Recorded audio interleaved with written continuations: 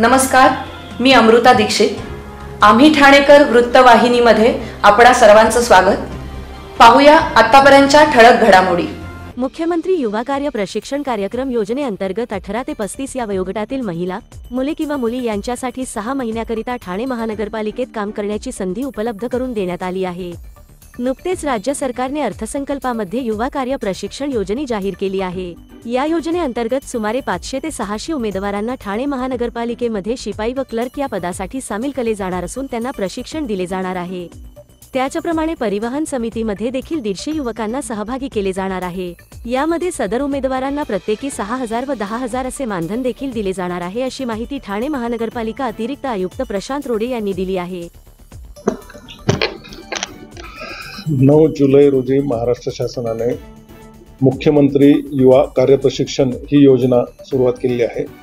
या योजनेमध्ये विविध आस्थापनामध्ये इंडस्ट्रीजमध्ये मुलांना वास्तविक कार्य अनुभव यावा यासाठी 6 महिन्याचं प्रशिक्षण देण्याची ही योजना आहे. या योजनेमध्ये आमच्या ठाणे महानगरपालिकेमध्ये महानगरपालिकेच्या आस्थापनेवरील 5% पदान एवढ्या युवकांना आम्ही प्रशिक्षण देणार आहोत. यामध्ये 543 बेरोजगार युवक हे महानगरपालिकेमध्ये 6 महिन्यासाठी प्रशिक्षण घेऊ शकतील.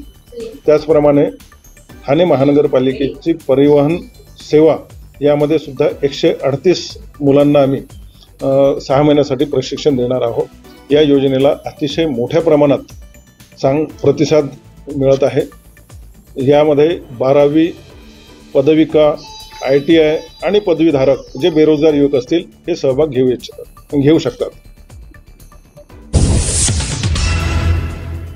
कापूरवाडी पोलीस स्टेशनच्या हद्दीमध्ये बाळकोंब परिसरातील दर्शन ज्वेलर्सवरती दरोडा टाकण्याच्या उद्देशाने आलेल्या चोरट्यांनी गोळीबार केल्याची घटना घडली आहे.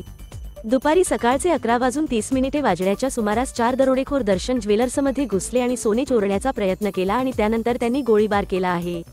यानंतर त्या परिसरातील स्थानिक नागरिकांच्या सतर्कतेमुळे एका संशयित आरोपीला पकडण्यास पोलिसांना यश आले आहे.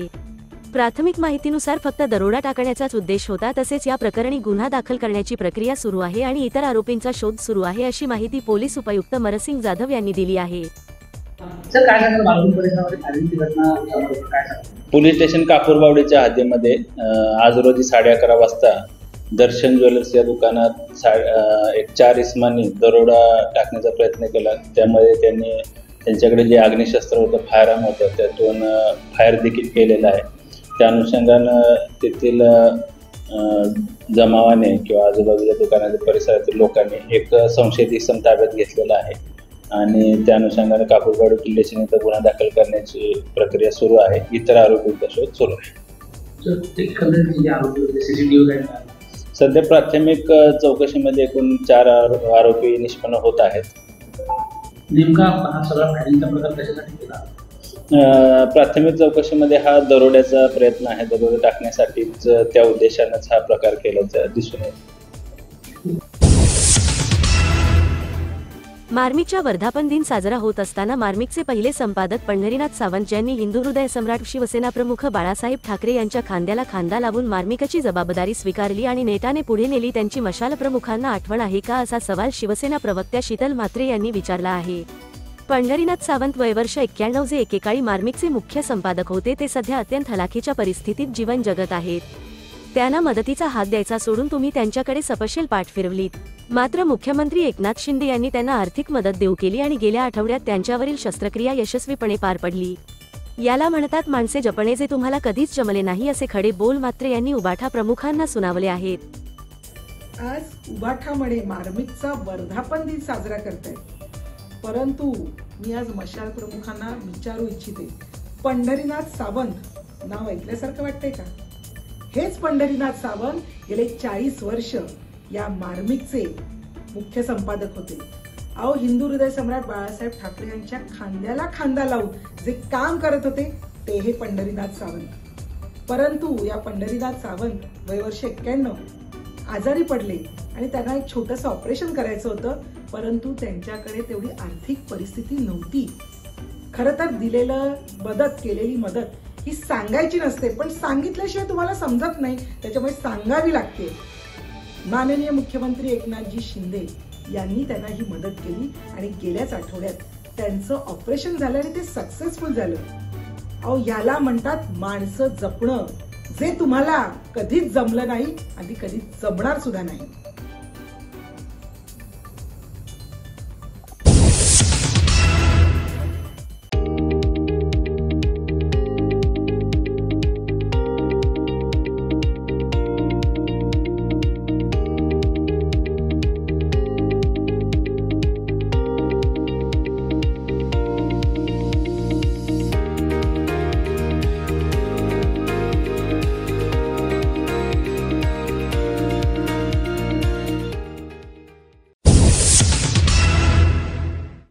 महाराष्ट्रातील भगिनींना आधार देणारी राज्य शासनाची मुख्यमंत्री माझी लाडकी बहीण योजना. या योजनेअंतर्गत अल्प उत्पन्न गटातील 21 ते 65 वयोगटाच्या भगिनींना मिळणार दरमहा 1500 रुपयांची मदत. अर्ज करण्यासाठी 31 ऑगस्ट 2024 पर्यंत मुदतवाढ. कुटुंबाचं वार्षिक उत्पन्न 2.5 लाख रुपयांपेक्षा कमी असलेल्या महिला पात्र. कुटुंबाकडे पिवळं किंवा केशरी रेशन कार्ड असल्यास उत्पन्नाचा दाखला आवश्यक नाही. पांढरं रेशन कार्ड असेल किंवा रेशन कार्ड नसेल तर कुटुंबाचं वार्षिक उत्पन्न 2.5 लाखांपेक्षा कमी असल्याचा दाखला आवश्यक. योजनेसाठीचा ऑनलाईन अर्ज नारी शक्ती दूत ॲप वरून किंवा पोर्टलवर भरता येईल. ज्या भगिनींना ऑनलाईन अर्ज भरता येत नसेल त्यांच्यासाठी अंगणवाडी, ग्रामपंचायत, वॉर्ड ऑफिस, सेतू सुविधा केंद्रामध्ये किंवा आशाताई बचत गटाच्या CRP यांची मदत उपलब्ध. आता आपल्याला अभिमानानं म्हणता येईल, सुखी आणि सुरक्षित आहे माझी लाडकी बहीण.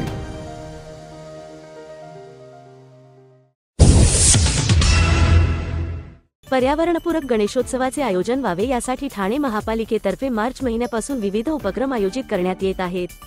याच अंतर्गत महापालिकेने यंदा ठाणे महापालिका क्षेत्रातील 6 मूर्तिकारांना निःशुल्क शाडूची माती तसेच 4 मूर्तिकारांना मूर्ती घडविण्यासाठी निःशुल्क जागा उपलब्ध करून दिली आहे. ठाणे महापालिका क्षेत्रातील गणेशोत्सव पर्यावरणपूरक व्हावा यासाठी महापालिकेच्या पर्यावरण विभागाने सार्वजनिक गणेशोत्सव मंडळे, मूर्तिकार संघटना, स्वयंसेवी संस्थांची मदत घ्यावी असे निर्देश महापालिका आयुक्त सौरभ राव यांनी दिले आहेत.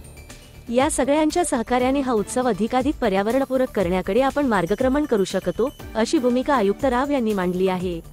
त्यानुसार केंद्रीय प्रदूषण नियंत्रण मंडळ आणि महाराष्ट्र प्रदूषण नियंत्रण मंडळ यांनी दिलेल्या सूचनांनुसार ठाणे महापालिकेने पर्यावरणपूरक गणेशोत्सव नियमावली मार्च महिन्यात प्रकाशित करण्यात आली.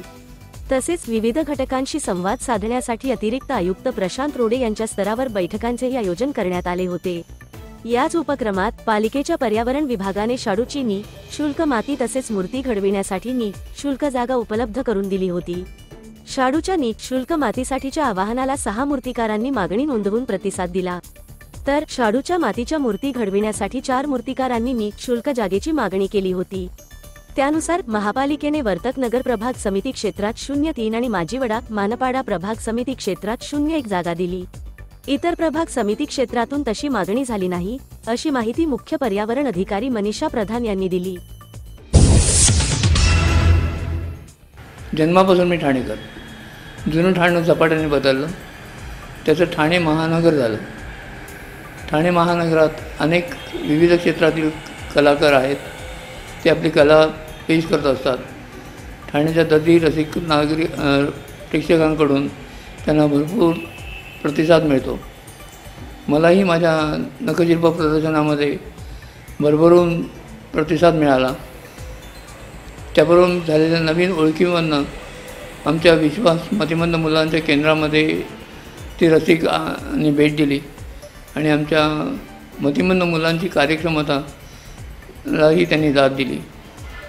ठाणेकर आणि ठाण्याचा मला अभिमान वाटतो. आम्ही ठाणेकर.